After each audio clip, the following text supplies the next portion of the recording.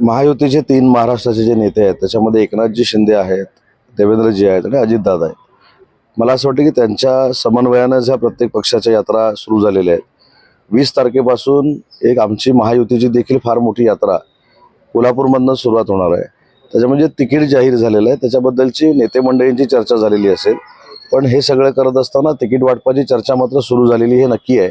3 दिवसापूर्वी रात्री हे तिन्ही नेते वर्षा बंगल्यावर या संदर्भामध्ये चर्चेसाठी बसलेले होते आणि मला असं वाटतं की निवडणुकीच्या तोंडाला तुम्हाला कुठचीही ब्रेकिंग न्यूज मिळणार नाही याची दक्षता तिन्ही नेते योग्य पद्धतीने घेतील. भुजबळ साहेब बोललेले आहेत आणि जरांगे पाटील बोललेले आहेत. मला त्यांच्या कुठच्याही वादामध्ये पडायचं नाही, कारण महाराष्ट्रानं कधीही जातीमध्ये धर्मामध्ये तेढ निर्माण करून राजकारणाची परिस्थिती निर्माण केलेली नाही.